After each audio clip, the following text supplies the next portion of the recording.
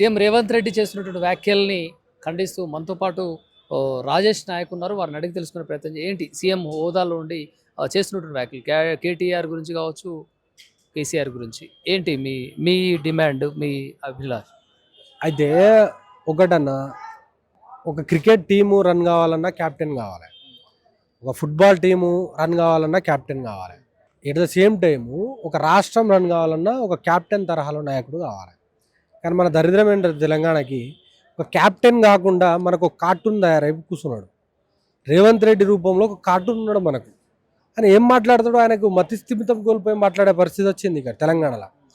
ఏదైనా ఒక ఇష్యూ మీద మాట్లాడాలన్నా కూడా కేటీఆర్ కేసీఆర్ తిట్టుడే, ఏదైనా ఒక డిస్కషన్ల సమీక్షలో కూడా కేటీఆర్ కేసీఆర్ తిట్టుడే. ముందు మహిళలున్నా వాళ్ళు ఎవరో చూడకుండా కేటీఆర్ తిట్టుడు, కేసీఆర్ తిట్టుడు. చిన్నపిల్లల మీటింగ్లో కూడా కేటీఆర్ కేసీఆర్ తిట్టుడు. ఇంత సంస్కారహీనంగా, ఇంత దరిద్రంగా మన రాష్ట్రానికి సంబంధించిన ముఖ్యమంత్రి ఉన్నారు అని అంటే ఎంత గలీజ్ అంటే అండి, ఎంత గలీజు.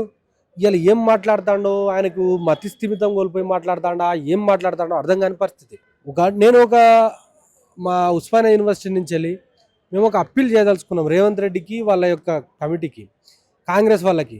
ఉస్మానియా యూనివర్సిటీ నుంచి ఒక ముగ్గురు పిహెచ్డి చేసినటువంటి మా యొక్క పొలిటికల్ సైన్స్కి సంబంధించిన రీసెర్చ్ స్కాలర్ని పంపిస్తాము. వాళ్ళతోటి ట్యూషన్ చెప్పించుకో రేవంత్ రెడ్డి. రోజుకు 2 గంటలైనా దండం పెడతానే, నీకు దండం పెట్టి చేతులెత్తి దండం పెడతాము. ట్యూషన్ చెప్పించుకొని మాట్లాడు. ఏం మాట్లాడాలో పాపం పిల్లలు నేర్పిస్తారు, పంపిస్తాము. 100కు 200% నీకు మంచి మెరుగైన రిజల్ట్ వస్తుంది. తప్ప పొద్దుగాలేసి ఒర్రుతా అంటే మాత్రం జనాలు ఊంచునే పరిస్థితి వచ్చింది. నువ్వు ఊంచుకోవడానికి రెడీగా ఉన్నావు కావచ్చు, కానీ తెలంగాణలో ప్రజలుగా మేము బాధపడుతున్నాం కదా.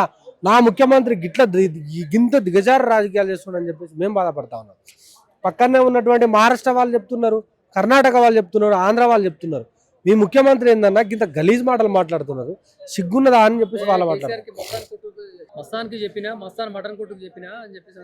ఇవో అన్నా కానీ ఏదైనా నోటికి దండం పెట్టాలన్నా, రేవంత్ రెడ్డి నోటికి దండం పెట్టాలి. వాడు ఏం మాట్లాడతాడు వానికే తెలియదని చెప్తున్నా కన్నా. నేను ఒక సంక్షేమం గురించి మాట్లాడడం రాదు, అభివృద్ధి గురించి మాట్లాడడం రాదు, నిరుద్యోగ వ్యవస్థ గురించి మాట్లాడాడు, కార్మిక వ్యవస్థ గురించి మాట్లాడాడు, ఉద్యోగ వ్యవస్థ గురించి మాట్లాడాడు. వాడు మాట్లాడేదల్లా కమిషన్లు, కాంట్రాక్టులు, తర్వాత కేసీఆర్ కేటీఆర్ గంతే. వాళ్ళకు రైతులు అంటే ఇష్టం ఉండదు, విద్యార్థులు ఇష్టం ఉండదు, ఏ రంగం ఇష్టపడరు వాళ్ళు. ఒక్కొక్క రంగము, కాంట్రాక్ట్ రంగము, కమిషన్ల రంగము, రియల్ ఎస్టేట్ రంగము తప్ప వాళ్ళు ఏ రంగాన్ని కూడా ఇష్టపడరన్న.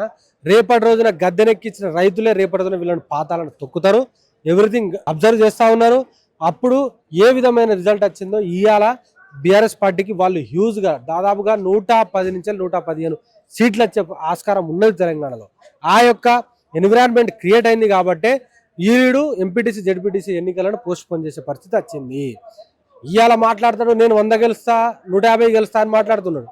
ఈ రేవంత్ రెడ్డి మొగోడైతే, ఈ రేవంత్ రెడ్డికే సిగ్గుంటే, ఈ రేవంత్ రెడ్డి మనిషి అయితే మా పార్టీ నుంచి వెళ్ళి రాజీనామా చేసి నీ పార్టీలకు వచ్చిన 10 మంది ఎమ్మెల్యేలను రాజీనామా చేయించి కనీసం ఒక 5గురినైనా గెలిపించుకో, అప్పుడు నమ్ముతాం నిన్ను. గవాలని గెలిపించుకుని గవాలని రాజీనామా చేసే ముఖం లేని ఈ గారిది ఇలా 100 గెలిపిస్తా అంటే చెప్పేసి ఇదేంతో నవ్వాలో మాకు అర్థం కాని పరిస్థితి. మొన్నటికి మొన్న స్థానిక సంస్థ ఎన్నికల్లో కూడా బీఆర్ఎస్ పార్టీకి 35% ఓటు బ్యాంక్ వచ్చింది. దాని మీద వీనికి కింద వట్టాలు వణికినాయి దెబ్బకిగా.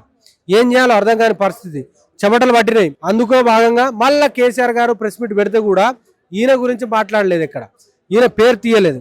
అబ్బా బిడ్డ నా గురించి మాట్లాడతలేడు, నన్ను ఒక ముఖ్యమంత్రిగా కూడా ఈయన చూస్తలేడని చెప్పేసి బాధతోటి ఏడిచి ముఖమంతా ఉబ్బి ఏం చేయాలో తెలియక గలాంటి మాటలు మాట్లాడుతున్నాడు. ఆయనకు మనం ఏం చెప్పలేము. ఆయన అంత ఉత్త కథ, ఉత్త దుకాణం.